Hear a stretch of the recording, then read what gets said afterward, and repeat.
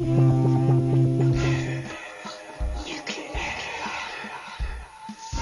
collectif antinucléaire des Bouches-du-Rhône vous présente sa demi-heure radioactive de contre-propagande sur le nucléaire.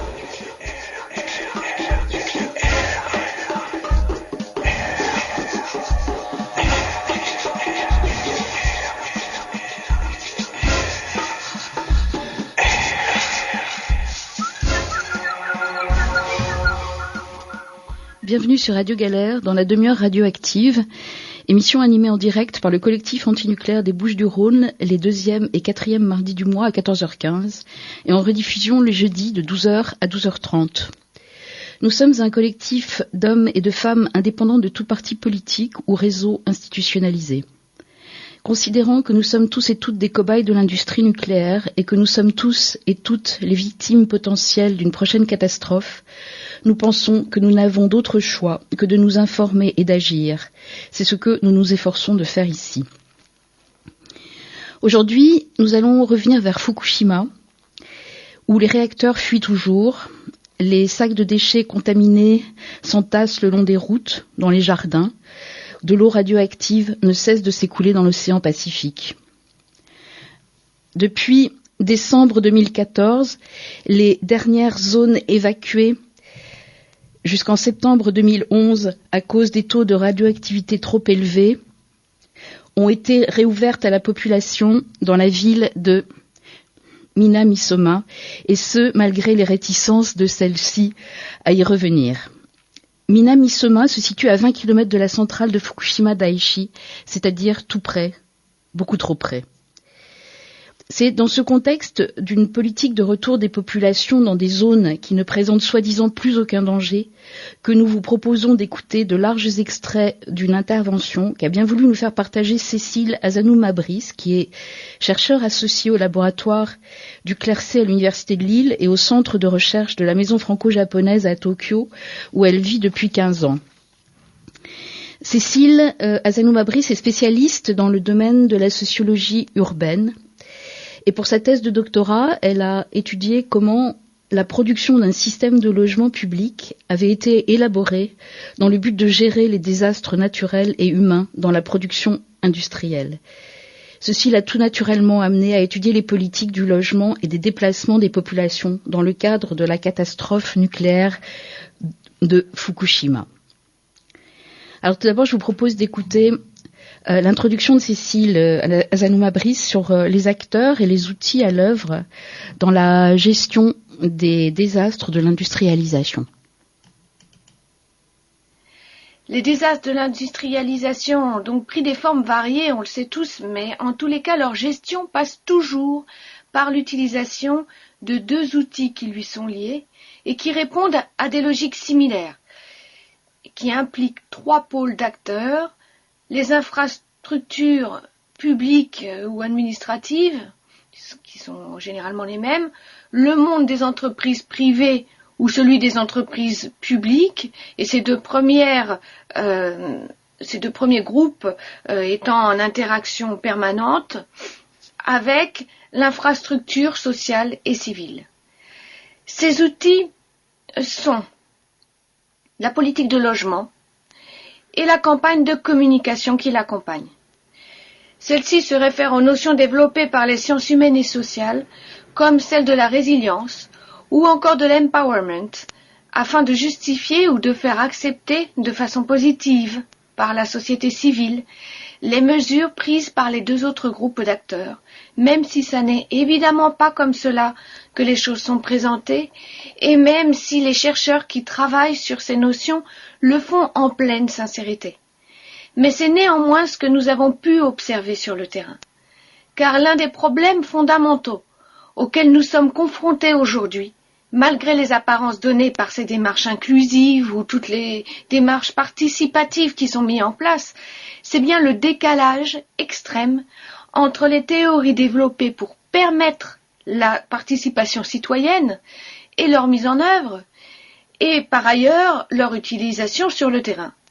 Car ce décalage est tel entre le discours et la réalité que les approches aboutissent à la création d'un monde qui est totalement déconnecté de cette réalité, un monde de pure croyance.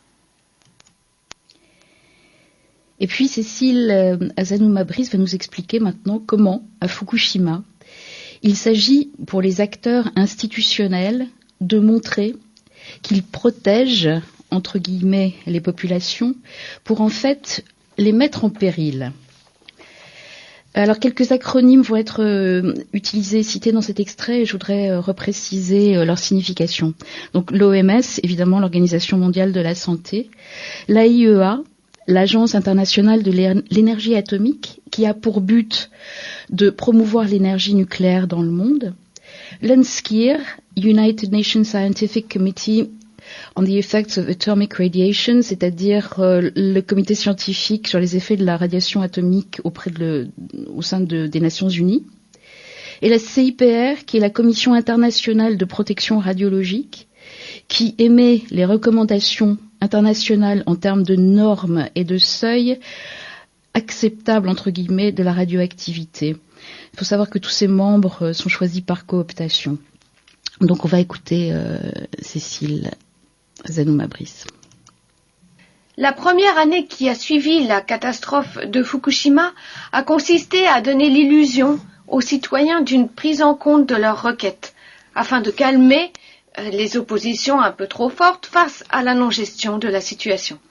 Ce fut les premiers pas vers l'apprentissage de la cogestion, tout en gardant pour principe qu'il fallait éviter les déplacements de population, éviter le refuge, qui aurait été la seule mesure de protection raisonnable selon des ingénieurs du nucléaire, comme par exemple le professeur Koide, qui est ingénieur au centre de recherche Curie, KURRI, à l'université de Kyoto. Car selon les experts internationaux de la gestion des désastres nucléaires, qui basent eux leur raisonnement sur la théorie des risques-bénéfices, le coût de la protection s'avère bien trop élevé dans la plupart des catastrophes industrielles pour pouvoir la mettre en œuvre. Je me réfère ici aux récentes déclarations des experts de l'OMS, de ceux de l'AIEA et de l'ICRP, ou CIPR en français, qui se sont réunis lors du 3e symposium des experts internationaux qui a eu lieu à Fukushima, qui est organisé par la Fondation Sasakawa et l'Université médicale de Fukushima, qui a eu lieu les 8 et 9 septembre 2014. C'est donc très récent. Le titre annonçait le dépassement des querelles épidémiologiques pour enfin atteindre les sommets prometteurs de la résilience et de l'empowerment. Le titre était donc en anglais dans le texte « Beyond Radiation and Health Risk Toward Resilience and Recovery ». Pour rappel, Julio González, qui tout en étant membre de l'UNSCEAR, occupe la fonction de membre de la commission sur les normes sécuritaires de l'AIEA. Tout est une question de communication. Et il s'agit d'abord de calmer les inquiétudes irraisonnées des populations qui sont dues, selon lui, au terme contamination, qui, référant au monde de la pathologie, fait peser sur l'irradiation une image bien trop négative qui n'aurait pas lieu d'être. Idée qui est reprise par sa consoeur Emily van de Vetter de l'OMS, qui propose l'intégration de workshops sur l'irradiation et ses bénéfices, qui seraient donc comparables à ceux du Soleil, dans la formation aux connaissances de base destinée aux enfants des écoles primaires. Quoi qu'il en soit, conclut-elle, nous devons gagner le pari du coût-bénéfice. Au moins, les choses sont claires. On peut néanmoins se demander si ces experts, qui sont si fermement assurés de la valeur de leur postulat psychologique sur les peurs de l'opinion et les moyens de les manipuler, ne devraient pas plutôt s'intéresser aux données et à l'évidence des conséquences en termes de santé publique, puisque, je vous le rappelle, selon la commission d'enquête du département de Fukushima, dont les résultats ont été rendus publics le 24 août 2014, ce ne sont pas moins de 104 enfants de moins de 18 ans, parmi les 300 000 composant l'échantillon, qui ont été diagnostiqués comme étant atteints d'un cancer de la thyroïde. Pour en rester au niveau médical, les experts en charge de cette même enquête sanitaire ont proposé publiquement le 12 novembre 2014, donc encore une fois c'est toujours très récent, d'arrêter ces tests sur la santé, car selon eux, le plus grand danger serait le stress que ces tests engendreraient chez les enfants qui en font l'objet. Pour appliquer donc la décision prise par les experts de la solution des problèmes, des organismes internationaux de gestion du nucléaire et de ses crises, il s'est donc agi dans un premier temps de rassurer la population, de construire l'illusion de la protection via des mesures extrêmement visibles afin donc de maintenir cette population à demeure. On retrouve évidemment les vieilles histoires de radiophobie qu'on avait connues après Tchernobyl. Ce n'est pas le nucléaire qui est dangereux, mais le stress qu'il provoque. Donc Cécile Azanoum-Abriz va maintenant nous expliquer, nous détailler les mesures les plus évidentes qui ont été mises en œuvre dans le but de maintenir les populations autour de Fukushima à demeure et d'éviter les déplacements de ces populations. Alors on va noter en particulier la décontamination qui serait miraculeuse, le droit au refuge qui n'a pas été accordé ou encore la sous-estimation voulue du nombre de réfugiés. On a vu que le taux de contamination acceptable avait été relevé de 1 millisievert par an à 20 millisieverts par an, et ce de façon durable, puisque les discours gouvernementaux tentent à dire maintenant, aux dames de toute évidence épidémiologique, qu'en deçà de 100 millisieverts par an, il n'y aurait pas d'effet sanitaire. Les logements provisoires ont été construits en partie sur les zones contaminées, ce qui montrait bien dès le départ une volonté du gouvernement de ne pas faire durer la politique d'évacuation ou le semblant de politique d'évacuation qui avait été mise en place. Le nombre de réfugiés a été sous-estimé, mais ce qu'il est important de noter, donc il a été sous-estimé, on a eu des articles récemment dans les journaux qui nous ont appris que plus de 6000 personnes par exemple avaient été retrouvées dans le département de Saitama et que ces personnes n'étaient pas comptabilisées dans le système d'enregistrement des réfugiés. Puisque je vous rappelle, il fallait donc que les personnes avant de partir s'enregistrent à la mairie, si on peut appeler ça la mairie, la DDE, je ne sais pas comment on peut trouver l'équivalent en France, du département. Or, la plupart d'entre eux ne l'ont pas fait parce que ça leur faisait perdre des droits. Mais ce qu'il est important de noter ici, c'est moins les fautes d'estimation, c'est qu'en fait, ce qu'il est important de lire, c'est la politique qui a été mise en place. Le but n'était pas d'estimer à chiffre réel le nombre de réfugiés partis, mais d'estimer simplement. Donc en estimant le nombre de personnes qui est parti, on a mis en place un système et par là même on a montré qu'on savait le faire. Et qu'on donne donc par ces méthodes le sentiment que l'on maîtrise la situation, que l'on sait. Et que donc la population peut se reposer sur l'administration qui gère. Le droit au refuge n'a pas été accordé, comme vous le savez certainement, et les personnes réfugiées pour fuir le danger de la radioactivité sont qualifiées de réfugiés volontaires. Et il relève de la loi pour la protection sanitaire des enfants qui a été votée par la Diète en juin 2012. Cette loi a été élaborée par l'Assemblée des citoyens qui est composée de diverses associations et de citoyens et de juristes. Néanmoins, elle reste toujours aujourd'hui vide de toute prérogative puisqu'elle n'est pas accompagnée d'un système d'indemnisation qui permettrait la mise en place concrète du refuge. Mais en même temps, là encore, le gouvernement permet l'illusion de la démocratie en acceptant que les citoyens rédigent une loi et en la proposant au vote. Loi qui sera défendue au niveau national par des parlementaires au Parlement japonais qui n'ont pas marché leur mot en disant devant les membres du gouvernement même, un gouvernement qui ne protège pas sa population n'a pas lieu d'être, etc., etc. Loi qui a été également défendue au plan international, notamment à l'ONU, organisme qui ne possède manifestement pas d'outils juridiques afin de faire appliquer les textes de recommandation qui sont rédigés par ses propres membres, qui restent également donc sans prérogative.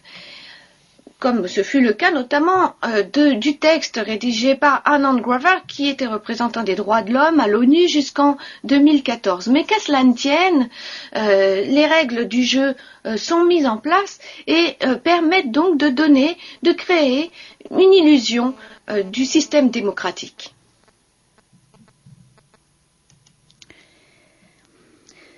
Alors on a noté pendant l'intervention de Cécile Azanouma-Brice quelques données sur les millisieverts. Alors ça c'est la mesure annuelle qui est considérée comme acceptable par les instances internationales, qui est donc de 1 millisievert par an. C'est ce qui est appliqué ici en France.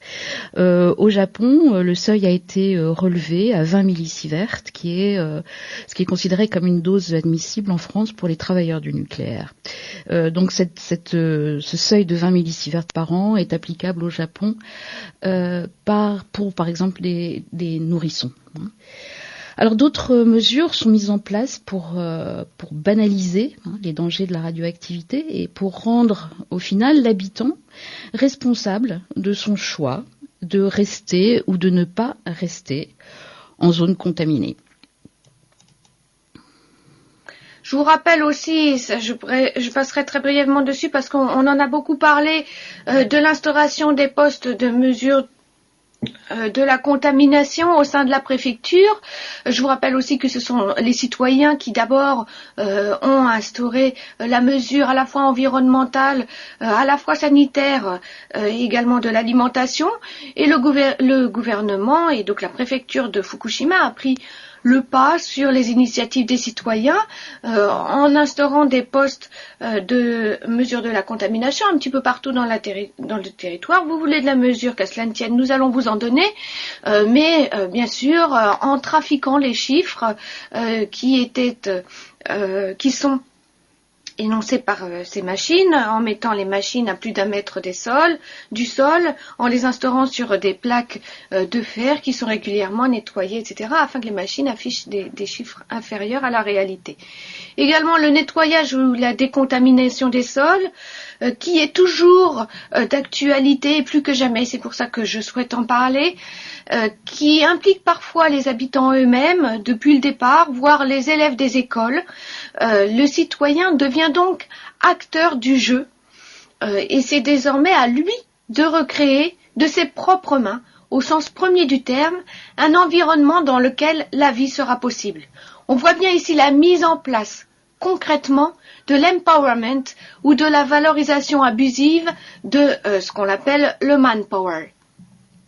Selon le rapport du 29 octobre 2012, donc lui qui est assez ancien, qui est relatif à la construction de Fukushima, qui a été réalisé par les services du département, ce serait donc à l'époque 3 milliards d'euros qui auraient été consacrés en 1 an et demi au jour. Aujourd'hui, on sait bien que l'efficacité de ce nettoyage reste en cause.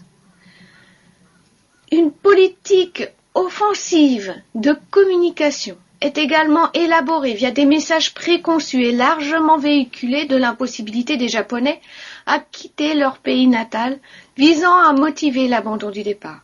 S'il est évident que l'éloignement de sa terre est un déchirement d'autant plus fort lorsqu'il s'agit de celle que l'on a cultivée le temps d'une vie, ce sentiment n'est pas propre au peuple japonais. Bien évidemment, il en aurait été de même en France ou partout ailleurs dans le monde. Par ailleurs, nombre des personnes que nous avons interviewées lors de nos recherches ont exprimé leur désir du refuge. malgré leur attachement à la terre. Mais elles étaient confrontées à l'impossibilité matérielle de pouvoir mettre en œuvre leurs désirs. Mais ce qu'elles nous disaient, leurs paroles étaient « oui, bien sûr, nous aimerions entrer, mais ça n'est pas possible dans un tel environnement. Donc, permettez-nous de partir. » Les pouvoirs publics, eux, ont retourné le discours et ont réinterprété ces paroles de la façon suivante. Ces gens veulent rentrer, donc il faut leur permettre de pouvoir le faire. Nous allons rouvrir la zone d'évacuation. Ni une ni deux, cette politique d'appel au retour se solde par la réouverture d'une partie de la zone à la fin mai 2013. En avril 2011, le gouvernement avait fixé, je vous le rappelle, une zone d'évacuation de 20 km comprenant la ville de Ftaba et 8 autres collectivités. La totalité du périmètre est réorganisée. Donc, dans cette mise en scène de la cogestion du désastre, on observe une déresponsabilisation de l'État qui amène à faire peser la responsabilité sur les individus contraints à la gestion de leur vie quotidienne dans un environnement contaminé ou encore confrontés au choix rendu impossible du refuge.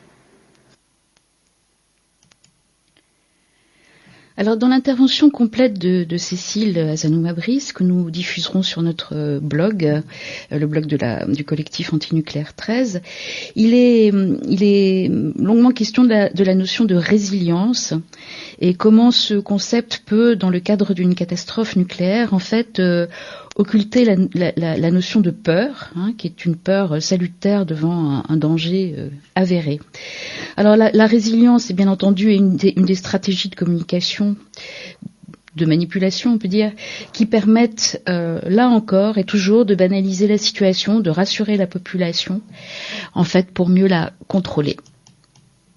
Le troisième stade de contrôle des mouvements de population a recours au domaine de la communication sur le risque. Chaque année est un pas supplémentaire vers une plus grande abstraction, car c'est bien le potentiel politique de la catastrophe qui est en jeu. Comme le note Ulrich Beck dans un autre ouvrage que je souhaiterais vivement vous conseiller qui s'appelle La société du risque, les risques générés au stade le plus avancé du développement des forces productives provoquent systématiquement des dommages qui sont souvent irréversibles, restent la plupart du temps invisibles, requièrent des interprétations causales, se situent donc seulement et exclusivement dans le domaine de la connaissance scientifique, ou plutôt non scientifique, qu'on a d'eux, peuvent être transformés, réduits ou augmentés, dramatisés ou banalisés par la connaissance et se prêtent donc tout particulièrement au processus de définition sociale. Selon lui, la société du risque est celle de la catastrophe, soit une société où l'état d'exception menace d'y devenir un état normal. Ce processus est particulièrement flagrant dans la gestion de la catastrophe de Fukushima et se met en place grâce à la cogestion.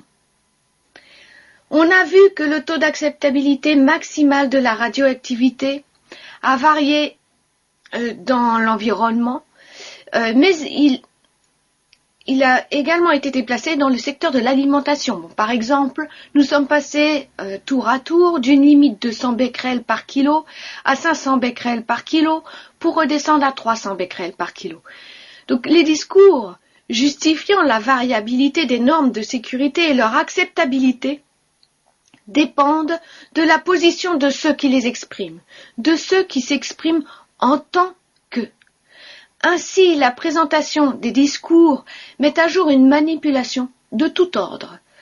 Kyo Kageura, qui est chercheur à l'université de Tokyo, dans son ouvrage intitulé « Les conditions de la confiance, les paroles de l'accident nucléaire », en japonais Shinrai no Shouken, nous a donné à ce titre un exemple que je souhaiterais évoquer ici. Après l'explosion de la centrale de Fukushima, un chercheur d'un centre de recherche atomique s'exprime ainsi.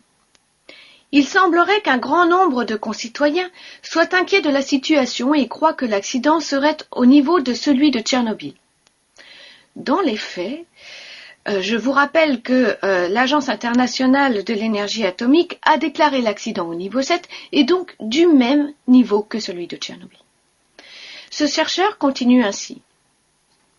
Nous qui sommes payés pour faire des recherches par les impôts des citoyens, soulignant ainsi la responsabilité qui lui incombe, devons mettre nos savoirs à leur service afin de les rassurer. Kyo Kageura s'interroge alors sur le rôle de la science dans de telles circonstances. Quand bien même ceux-ci sont payés par les impôts des concitoyens, leur rôle est-il de rassurer à tort ces mêmes concitoyens? Ainsi, le scientifique, le politique et le citoyen se trouvent dans une nécessité de communication à flux tendu, s'appuyant sur de nombreuses expertises qui nourrissent la controverse. Normes et seuils sont fixés et permettent la mise en œuvre d'une politique qui tend à assigner la population à demeure, voire à l'inciter au retour à la vie dans des zones pourtant contaminées, au vu des normes internationales. Et c'est bien là tout le paradoxe. Ainsi, l'individu se voit contraint d'assumer financièrement et physiquement la responsabilité de sa protection sanitaire, même s'il n'a aucune prise, aucun rôle dans le processus décisionnel qui a engendré la situation du risque dont il devient captif. Afin de remédier à cela, au moins en apparence, et de continuer à faire passer le message auprès des premiers concernés, tout en regagnant la confiance des citoyens, une véritable stratégie de communication est adoptée, soutenue par un budget spécifique pour l'année 2014 de plus de 2 millions d'euros. Ainsi, le 12 novembre 2014, encore une fois c'est très récent, durant le symposium de l'UNSCIR qui s'est déroulé à l'université de Fukushima, le docteur Wolfgang Weiss, membre de l'UNSCIR, met en garde sur l'importance de leurs explications, car elles doivent aider la population qui doit prendre la décision de se protéger ou non. Là, encore une fois, les choses sont claires. Ce n'est donc pas eux qui prendront l'initiative de la protection de la population et soulignent pour cela l'importance de la communication, de la protection du verbe. Cette politique d'empowerment vise à éduquer aux risques sanitaires pour mieux rassurer, notamment via l'organisation de workshops sur la radioactivité et le cancer destinés aux élèves des classes primaires du département de Fukushima, ou par la distribution de manuels apprenant à gérer la vie dans un environnement contaminé. Je conclus là-dessus, en disant, et ça me paraît véritablement important pour nous chercheurs également, croire en la raison théorique pour tromper la raison pratique, c'est certainement ce en quoi les sciences humaines excellent. Inconsciemment pour certains et consciemment pour d'autres, qui se laissent être l'outil du maître d'œuvre, en l'occurrence dans le cas de Fukushima, les entreprises du nucléaire.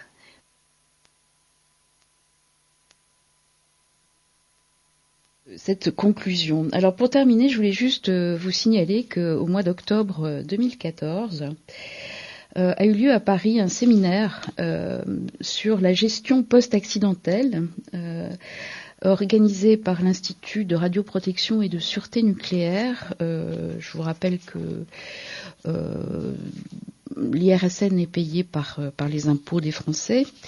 Et donc, j'ai assisté à ce séminaire et l'après-midi, on a eu droit à une brochette de médecins, scientifiques, experts, japonais, évidemment triés sur le volet, qui sont venus nous expliquer qu'il n'y avait plus de radioactivité à Fukushima, que les machines qui étaient mises en place pour mesurer la contamination interne, en particulier des nourrissons, ne servaient strictement à rien qu'à rassurer la population et à rassurer les parents. Alors la clé, et on nous l'a dit à plusieurs reprises, ce sont des scientifiques qui nous l'ont dit, des scientifiques japonais, nous ont dit la clé de l'histoire, c'est la communication. car les gens ont peur, ils sont angoissés, il faut absolument les rassurer pour qu'ils restent sur place et qu'il n'y ait pas, comme nous l'a expliqué Cécile Azanouma-Brice, de déplacement de population. Voilà à quoi il faut s'attendre si une catastrophe similaire arrivait en France.